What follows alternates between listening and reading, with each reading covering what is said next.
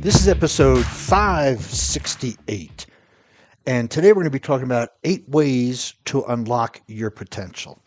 And again, these are just 8 that I have found in my own personal experience and working with clients. There are a lot of ways to unlock your potential. But when you think about it, we are sitting on a potential. We really are capable of doing so much more mentally, emotionally, physically, spiritually, all of that. And we tend to settle for this. So hopefully this will inspire you to activate some more part of your potential. Because, do you wonder why you haven't accomplished more in your life? I mean, think about it. We can accomplish pretty much anything we put our mind to. And do you feel that you have this great potential locked up inside of you? I know I do, and that's why I do the podcast, and I hope that's you do because you're listening to the podcast. But no one ever truly reaches their potential. But it's discouraging that so many of us never even scratch the surface of our potential. Because we are unlimited beings, so we just don't know. There's these miraculous healings and physical strength and mental capacities. I mean, there's just so much of it. We really don't know what our potential is, but there are those that haven't even begun to scratch the surface of it. So, are you ready to find out what you can do? I hope so, because otherwise you wouldn't be listening to this podcast. So I'm going to go through 8 ways. First, be bold. It may sound simple, but being bold, go out there, do something bold. Be confident in what you're doing, going out and being bold. Being bold is not sitting home on the couch watching TV 8 hours a day. Being bold is not just commuting, listening to the news in the car and doing what you have to do and come home.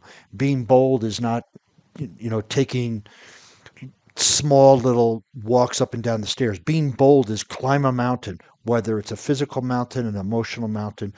Be bold. Go out there and do something bold. And if you don't know what it is, ask yourself, if I was going to be bold, what would I be doing? And answer those questions. Have bold goals. Some of them called BHAG, big, hairy, audacious goals.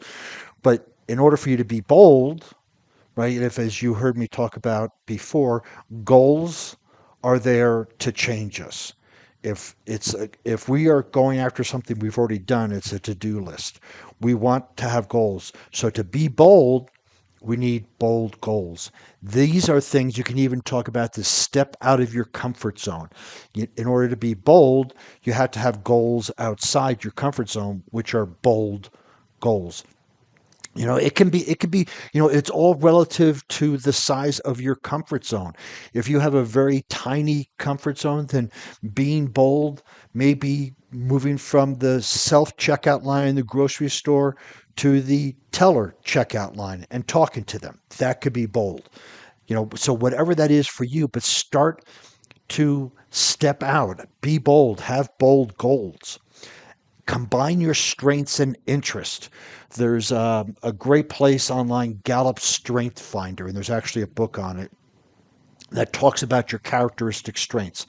These are not personality assessments, but if you don't know what your strengths are, this assessment is awesome.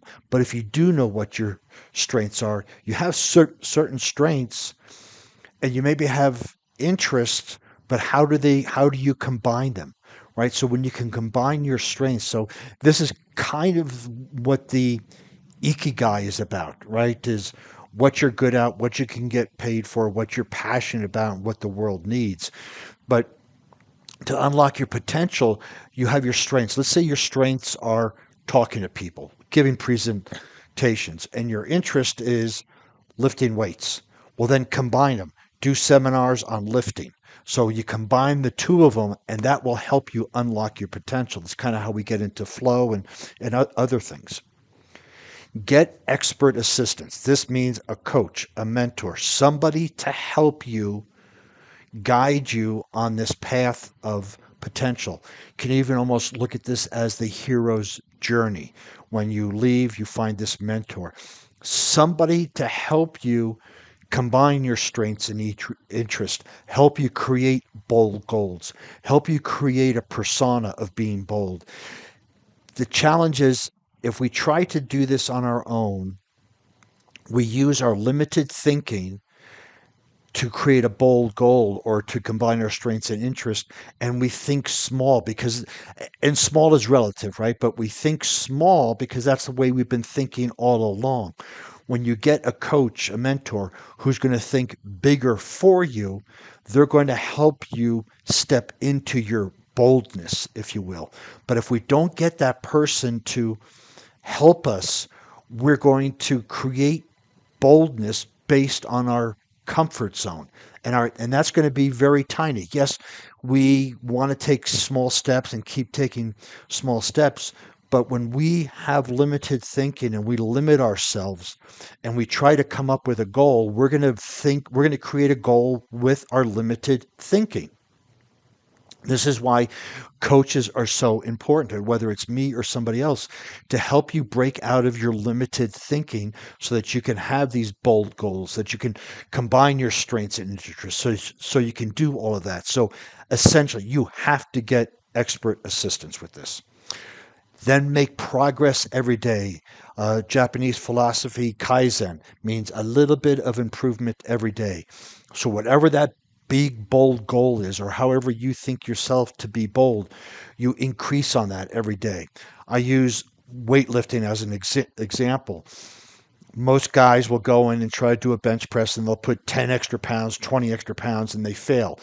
Well, if you only put one extra pound on your lift, at the end of the year, you'd be lifting 52 more pounds.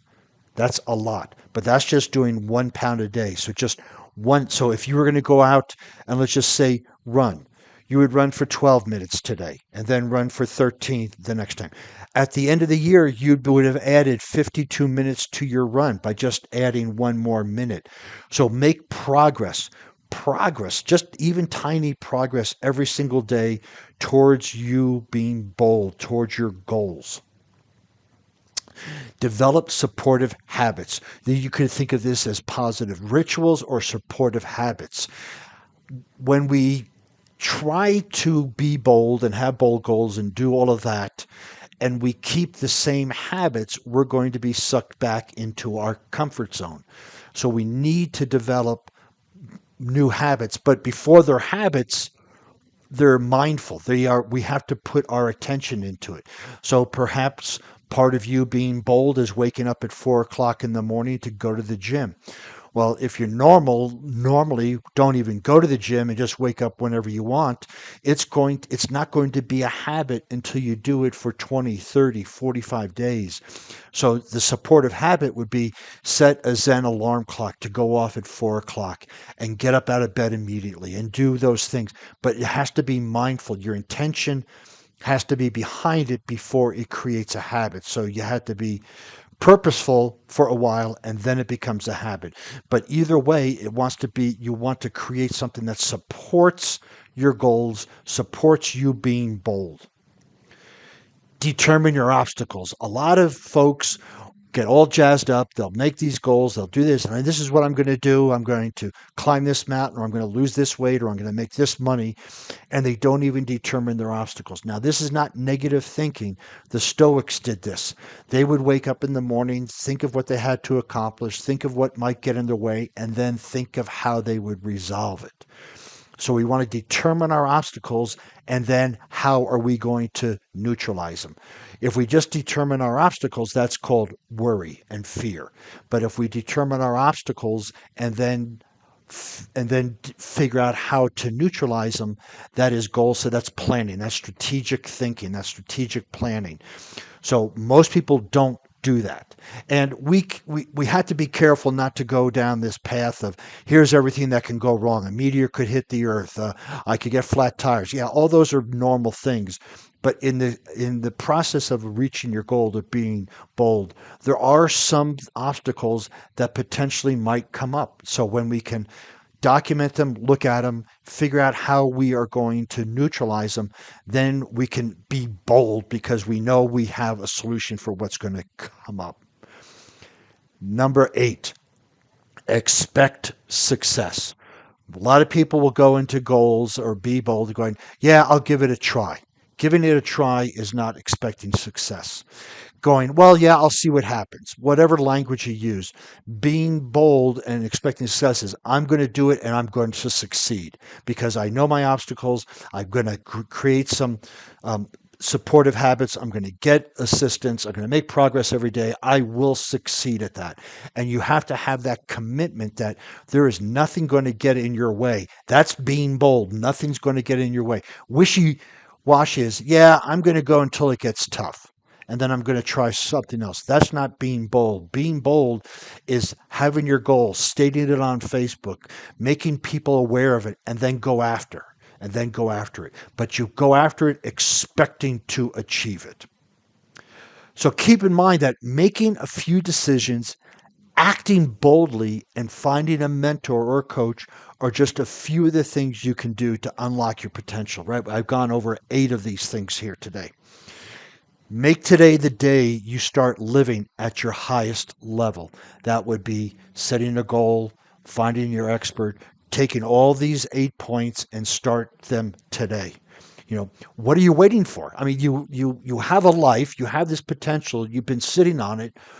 There is no mañana. You have to do it today. So take these eight tips, start to integrate them into your life and see what happens. So if you want to see the show notes on this, you can go over to warriormindcoach.com. You'll see the show notes for 8 ways to unlock your potential. While you're there, you can ask for an introductory consultation, as well as seeing some blog posts and listening to some other podcasts. And since you'll be on the internet to do that, you can follow me on LinkedIn, Facebook, Instagram, Pinterest under Warrior Mind Coach.